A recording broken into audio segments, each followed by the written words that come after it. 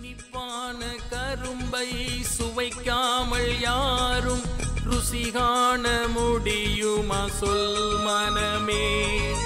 ரட்சிக்கின்ற தேவனின் சக்தியினை உணர நம்பிக்கை வைத்தே வந்தாள் நலம் பெறலாம்.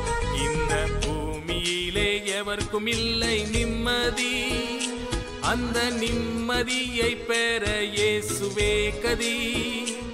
அவர் பாதம் சேர முழு மனதாய் சம்மதி, பின்பு காலமெல்லாம் அடைவாய் நிம்மதி.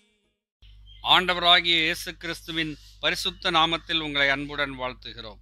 பரிசுத்த வேதாகமத்தில் பிலிப்பியருக்கு எழுதின நிருபம் 2ஆம் அதிகாரம் 6ஆம் வசனத்தில் அவர் தேவனுடைய ரூபமாயிருந்தும் தேவனுக்கு சமமாயிருப்பதை கொள்ளையாடின பொருளாக எண்ணாமல் என்று நாம் வாசிக்கிறோம். இதன் பொருள் என்ன? ஆண்டவராகிய இயேசு கிறிஸ்து தேவனுடைய ரூபமாயிருக்கிறார், அவர் தேவனுக்கு சமமாயிருக்கிறார் என்று அப்போஸ்தலனாகிய பவுல் தெளிவாக கூறுகிறார்.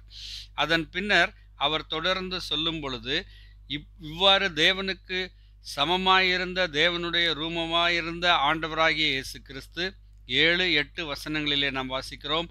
அவர் தம்மைத்தாமே வெறுமையாக்கி அடிமையின் ரூபம் எடுத்து மனுஷர் சாயலானார். அவர் மனுஷ ரூபமாய் காணப்பட்டு மரண பரியந்தம், அதாவது சிலுவையின் மரண பரியந்தமும் கீழ்ப்படிந்தவராகி தம்மைத்தாமே தாழ்த்தினார் என்று சொல்லி வாசிக்கிறோம். ஆம் அருமையானவர்களே, ஆண்டவராகிய இயேசு கிறிஸ்து தம்முடைய மேன்மையை மகிமையை நமக்காக தியாகம் செய்து இந்த உலகத்திலே மனித ரூபமானார், அடிமையின் சாயலானார் என்று சொல்லி நாம் பார்க்கிறோம். ஏன் இந்த தியாகம் என்று சிந்தித்து பார்க்கும்போது, நம்மை பாவத்திலிருந்து விடுதலையாக்க, பாவத்தின் அடிமைத்தனத்தில் இருக்கிற மனுக்குலத்தை விடுதலையாக்க, பாவத்தின் மன்னிப்பிற்கான ஒரு வழியை உண்டு பண்ணுவதற்காக ஆண்டவராகிய இயேசு கிறிஸ்து தம்மை தாழ்த்தினார் என்று பார்க்கிறோம். ஆண்டவராகிய இயேசு கிறிஸ்து கல்வாரி சிலுவையின் மரணம் மட்டுமாக தம்மை தாழ்த்தினார். அவர் பாவம் இல்லாதவராக ஜீவித்தார், குற்றமற்றவராக காணப்பட்டார்.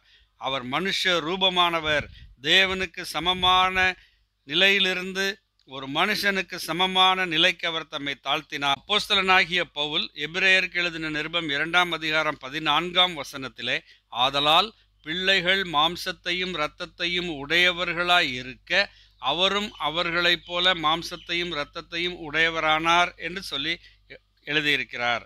நம்மை மீட்பதற்காகவே, நம்மை காப்பாற்றுவதற்காகவே ஆண்டவராகிய இயேசு கிறிஸ்து தேவனுக்கு சமமாய் இருப்பவர், தேவனுடைய ரூபமாய் இருப்பவர் மனுஷ ரூபமானார், அடிமையின் ரூபமானார் என்று பார்க்கிறோம்.